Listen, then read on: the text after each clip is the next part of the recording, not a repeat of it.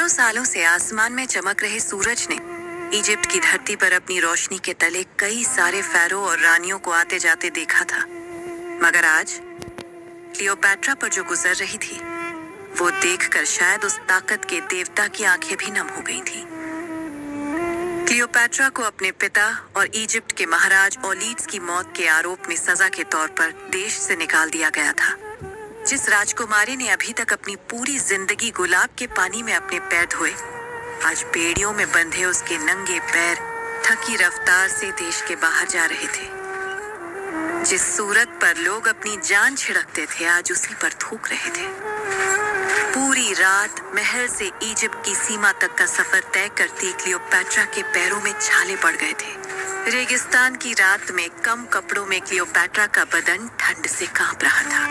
पूरे रास्ते खुली आंखों के सामने उसे लोगों की धिक्कारने और बेरहमी से ताने मारने की तस्वीरें दिख रही थी। यूं तो उसने अपना पूरा हौसला जुटा रखा था, फिर भी कहीं ना कहीं उसका दिल और दिमाग सदमे में था। भिस्ती के हाथों जमीन पर कोड़े से घिसने की आवाज के अलावा भी क्लियोपैट्रा के कानों में आवाजें गूंज रही थी।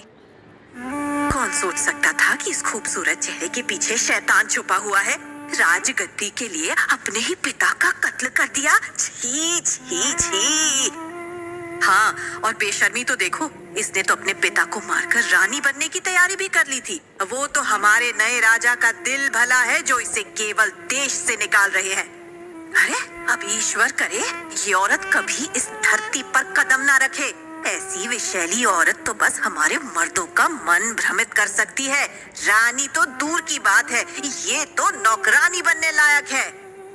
क्लियोपैट्रा के चेहरे पर दुख, अपमान, क्रोध, निराशा जैसे कई सारे भाव एक साथ उमड़ रहे थे।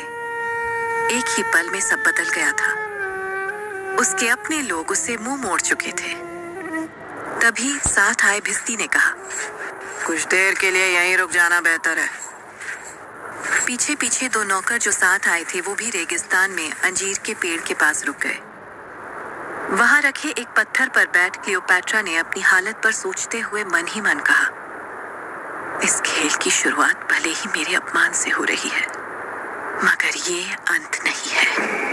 मेरी तरफ उठती हर गंदी निगाह, हर बदतमीजी का बदला लूंगी मैं।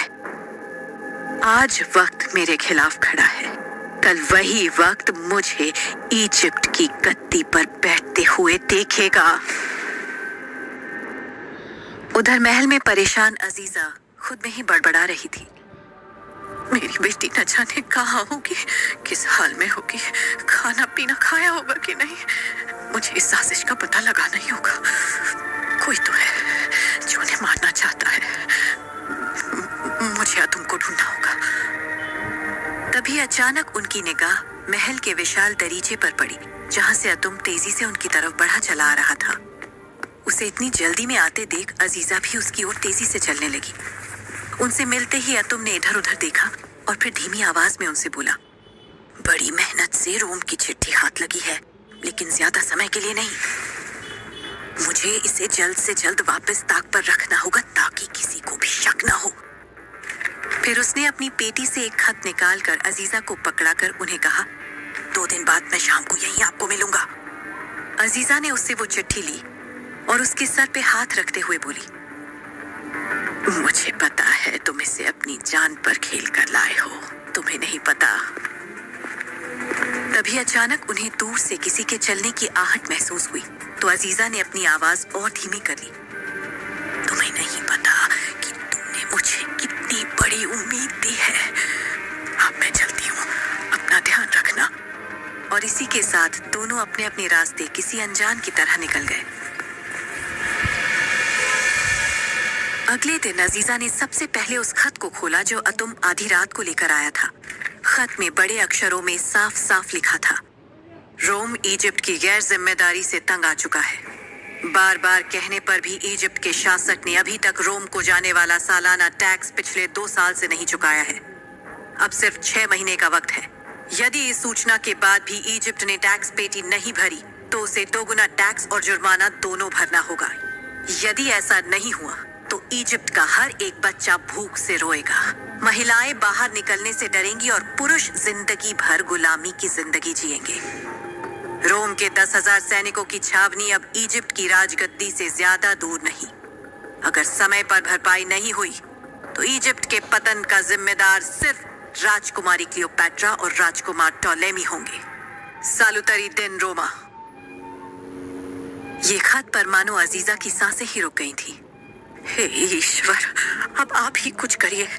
अगर इस समय कोई इजिप्ट को इस काल से बचा सकता है तो वो सिर्फ और सिर्फ क्लियोपैट्रा ही है। मुझे जल्द से जल्द महाराज टॉलेमी को जाकर समझाना होगा कि इजिप्ट को इस वक्त क्लियोपैट्रा की सख्त जरूरत है, नहीं तो मौत खुद इस मिट्टी पर तांडव मचाएगी।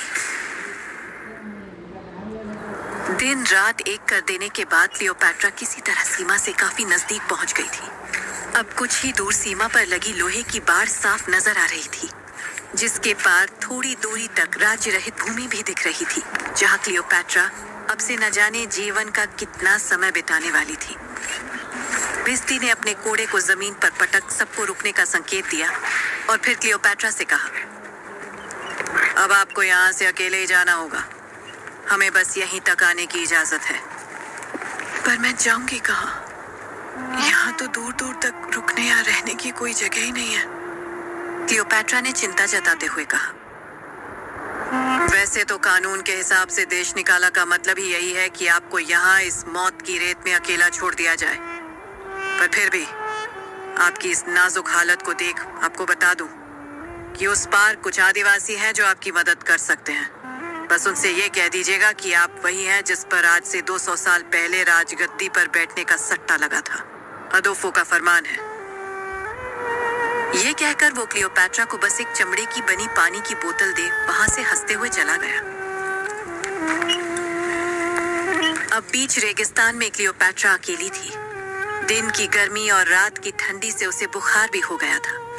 वो बचे हुए रास्ते को बस किसी तरह पूरा कर ही रही थी कि अचानक बहुत तेज हवाएं चलने लगी। ये क्या, रेत के चक्रव्यूह को भी आज ही आना था? क्लियोपैट्रा को सामने कुछ भी नजर नहीं आ रहा था।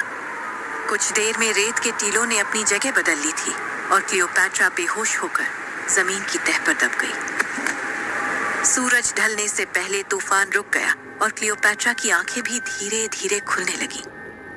कमजोरी से उसे सब कुछ धुंधला दिखाई दे रहा था, पर उसने किसी तरह अपने चेहरे के हिस्से से रेत हटाई तो उसे दिखा कि एक व्यक्ति ऊपर से नीचे तक काले पोशाक में मुंह ढककर हाथ में तलवार लिए खड़ा था, जिससे खून टपक रहा था। क्लियोपैट्रा ने उलझन में धुंधली आंखों से अपना सर ऊपर कर उसे देखा और कहा, अगर मुझे इस बीच रेत में मरना ही था तो देश से निकालने की क्या जरूरत थी? वहीं फांसी लगा देते। मैं किसी चूहे की मौत नहीं मरूंगी। मैं इजिप्ट की महारानी हूं। कहते कहते उसकी आंखें दोबारा बंद हो गईं। उधर अजीजा महल के लंबे गलियारे को पार कर महाराजा टॉलेमी के कमरे के बाहर पहुंची, पर वहां मौजूद सैनिकों ने अपना भाला अड़ाते हुए उन्हें अंदर जाने से मना कर दिया। महाराज ने अंदर अभी किसी को भी आने से मना किया है। कोई खास उनसे मिलने आया है। अजीजा ने शक के साथ मन में कहा, कोई खास? वो भी इस समय? कहीं इस चिट्ठी के संबंध में तो? ये सोच उसने भाला एक तरफ किया और कहा, यदि मैं इस वक्त महाराज से नहीं मिली तो रोम के सैनिक बगैर किसी इजाजत तुम्हारी गर्दन नाप रहे होंगे। समझ में आया कुछ, या फिर से समझाऊं? और इतना कहते ही अजीजा के हाथ में चमकता हुआ खंजर नजर आने लगा। अजीजा का ये रूप देखकर सैनिक सहम गया और इस बीच अजीजा तेजी से कक्ष के अंदर चली गई। अंदर का दृश्य पर्दे के महीन कपड़े से झांकता हुआ अजीजा के सामने था। महाराज अपने आलीशान पलंग पर तकिए के सहारे लेटे हुए थे और एक औरत, जिसकी पीठ अजीजा की ओर थी, अपने हाथों से उन्हें अंगूर खिला रही थी। खुले बालों में वो औरत टॉलेमी की आंखों में आंखें डाल अपनी उत्तेजना को आग दे रही थी।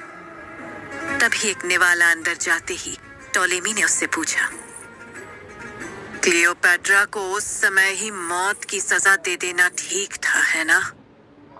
इस सवाल पर उस औरत ने महाराज के बालों पर अपने हाथ फेरे और कहा, ऐसा करना गलत होता महाराज। अगर वो मर जाती तो उसके चाहने वाले उसके लिए सहानुभूति रख सकते थे। इसलिए आपने अंत में जो भी सोच समझकर फैसला लिया, उससे सांप भी मर गया और लाठी भी नहीं टूटी। टॉलेमी को उसकी बात कुछ समझ नहीं आई। तभी वो औरत अपने हाथ उसके चेहरे पर फेरते हुए बोली, मैं ये कहना चाहती हूँ कि क्लियोपैट्रा यदि मर जाती तो उसका गुरूर कैसे टूटता। अब वो इजिप्ट से बाहर रहकर जब आपको शासन करते देखेगी, दर दर भटकेगी, तब उसको पता चलेगा कि उसने आपको बेवकूफ समझ कितनी बड़ी भूल की है महाराज। टॉलेमी उस औरत की बातों में पिघलते जा रहे थे। वो भी उस औरत के हाथ पे हाथ रखकर बोले, न जाने क्यों आज मुझे तुम्हारी बात एकदम सही लग रही है। सच में असली मजा तो उसका गुरूर तोड़ने में ही आएगा। पर्दे के बाहर से ये दृश्य देख रही अजीजा ने घृणा से अपना मुंह फेर लिया। ये मैं क्या देख रही हूँ? कौन है ये औरत? वो दबे पैर वापस लौटने ही वाली थी कि तभी उसने उस औरत के हाथ पर कुछ देखा। एक तरफ उसने देखा कि वो औरत टॉलेमी को अभी भी रिझाने की कोशिश कर रही थी, तो दूसरी तरफ उसके दूसरे हाथ में जलने का ठीक वैसा ही निशान था जैसे अजीजा के हाथ में क्लियोपैट्रा के लिए आए हुए तोहफे से हो गया था। उसका मुंह खुला का खुला रह गया और वो बोली, अब तो किसी पर भी भरोसा करना बहुत मुश्किल है। इससे पहले कि कुछ अनर्थ हो जाए, मैं खुद क्लियोपैट्रा तक ये बात पहुंचाने जाऊंगी। दूसरी तरफ क्लियोपैट्रा की जब एक बार फिर आंखें खुली तो उसने देखा कि वो एक छावनी में पलंग पर लेटी हुई थी। माथे पर पानी की पट्टी रखी हुई थी, बाल खुले हुए थे और किसी ने उसे पतले कपड़े की चादर उड़ा रखी थी। ये देख क्लियोपैट्रा चौंकते हुए उठकर बैठ गई। हड़बड़ाते हुए उसने अपने माथे से पट्टी हटाई, बगल में रखे तांबे के ग्लास को हाथ में पकड़ चिल्लाने लगी, कौन है यहाँ? और ये मुझे कहाँ लेकर आए हो? तुम्हें मुझे मारने के लिए आखिर भेजा किसने है? क्लियोपैट्रा मानसिक रूप से इतनी सतर्क थी कि उसे समझ नहीं आया कि वो तो इस समय सबसे सुरक्षित हालत में है। उसकी आवाज सुन बाहर खड़ा पोशाक वाला आदमी अंदर आया और उसके सामने हाथ जोड़कर बोला, महारानी की जय हो। मैं यहाँ आपको मारने नहीं बल्कि आपकी मदद करने आया हूँ। उसकी इस बात पर क्लियोपैट्रा को बिल्कुल भी यकीन नहीं हुआ। शारीरिक रूप से कमजोर होने के बावजूद क्लियोपैट्रा फट से बिस्तर से उठ गई और विराट रूप में उसे आंखें दिखाते हुए बोली, मुझे सीमा पर ही खत्म कर देना चाहते हो ना, ताकि किसी को पता ही ना चले। बताओ किसने भेजा है तुम्हें? नहीं तो आज यहाँ किसी एक का खून जरूर हो जाएगा। उसे यूं देख आदमी ने अपने चेहरे से कपड़ा हटाया और घुटनों के बल उसके सामने बैठकर बोला, महारानी, मैं इजिप्ट का ही सैनिक हूँ और आपको अपना जीवन समर्पित करने आया हूँ। जब मुझे पता चला कि आपको देश से निकाला जा रहा है तो मैं आपका पीछा करते करते यहाँ तक आ गया। अगर आपको याद हो तो वो आप ही थी जिसने मेरी बेटी को रोता देख महाराज ओलीद से कहकर अपने हार के बदले मुझे रोम की गुलामी से बचा लिया था। तभी मैंने तय कर लिया था कि अब मेरा ये जीवन आपका है। मेरी बेटी तो आज भी आपको महारानी नहीं बल्कि अपना फैरो मानती है। क्या उस लड़की के बाएं गाल पर एक बड़ा सा तिल है? क्लियोपैट्रा थोड़ा शांत होते हुए बोली, हाँ महारानी, वही है मेरी बेटी। ये कहते हुए सैनिक की आंखों में आंसू आ गए और वो क्लियोपैट्रा की ओर जमीन पर उसे नमन करने लगा। अब क्लियोपैट्रा को सैनिक की बात पर सच में यकीन होने लगा था और उसकी वफादारी देख उसके मन में मानो उम्मीद की एक किरण सी जाग गई थी। एक आखिरी बार क्लियोपैट्रा ने भावुक होते हुए उससे पूछा, तो फिर तुम्हारी तलवार पर वो खून? वो तो उस आदिवासी का था जिसने अदोफो के साथ आपको मारने का सौदा किया था, सैनिक ने जवाब दिया। पूरी बात जानकर क्लियोपैट्रा को अब उस पर पूरा यकीन हो गया था। उसने सैनिक को वापस उसके बगल में बैठने को कहा और कुछ सोचने के बाद वो बोली, ठीक है, अब मुझे तुम्हारी एक मदद चाहिए, लेकिन इसमें जान का खतरा हो सकता है। बोलो, मंजूर है? आपके लिए कुछ भी मंजूर है महारानी, सैनिक ने जवाब दिया। उधर महल में वो औरत खुद में बड़बड़ाते हुए टॉलेमी के कमरे से बाहर निकल रही थी। महाराज तो सच में बच्चा ही है। इतनी कोशिश की मैंने, फिर भी नहीं माना। हाँ। तभी पर्दे के पास उसका पैर किसी चीज पर पड़ा। ये क्या है? अब क्या इस महल के नौकर ठीक से सफाई भी नहीं करते? ये कहते हुए उसने नीचे देखा तो किसी की पायल जमीन पर पड़ी हुई थी। उस औरत ने हाथ में उस पायल को उठाकर बड़े गौर से देखा और सोचने लगी, भला किसी की पायल यहाँ कैसे आ सकती है? लेकिन तभी उसने देखा कि पायल पर एक खास तरीके का निशान बना हुआ था, जिससे उसे याद आया कि ये पायल तो जानी पहचानी है। अच्छा, तो ये बात है। बिना पायल कितनी दूर भागोगी अजीजा? उधर वो औरत कमरे से बाहर महल के एक कोने में गई और वहां चुपके से कुछ गुंडों को बुलाकर उनसे कहा, मैंने यहाँ तुम्हें एक बहुत खास काम के लिए बुलाया है, जिसके लिए तुम सबको अच्छी खासी रकम भी मिलेगी। उस बूढ़ी अजीजा को लगता है कि वो बहुत होशियार है, छुप छुप कर मेरी बातें सुनेगी और फिर क्लियोपैट्रा की चेली बन उसे सब बता देगी। हरगिज नहीं। जाओ, जाकर पकड़ो उसे और जहां कहीं भी मिले क्लियोपैट्रा तक पहुंचने से पहले उसके खून से अपनी तलवार रंग देना। और इसी आदेश के साथ वो गुंडे जल्दी से अजीजा को भूखे बाज की तरह ढूंढने निकल पड़े।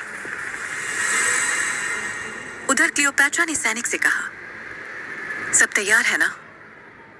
सैनिक क्लियोपैट्रा से बोला, हाँ महारानी, जैसा आपने कहा था मैंने ठीक वैसा ही किया। महल में अपनी बीवी को खबर पहुंचा दी है। सूर्य उगने से ठीक पहले वो गुप्त मार्ग का दरवाजा खोल देगी ताकि आप अंदर जा सके। वो यूं तो बावर्ची है महारानी, पर यकीन मानिए हालात ने उसे बहुत होशियार और मजबूत बना दिया है। अब हमें निकलना चाहिए। सैनिक और क्लियोपैट्रा दोनों ही वहां से महल की ओर जाने के लिए निकल पड़े। पूरे रास्ते क्लियोपैट्रा को चौकन्ना रहना पड़ा कि कोई उसे पहचान न पाए। किसी तरह छुप छुपा कर वो महल से बाहर तो पहुंच गए थे, पर अब असली मुश्किल आने वाली थी।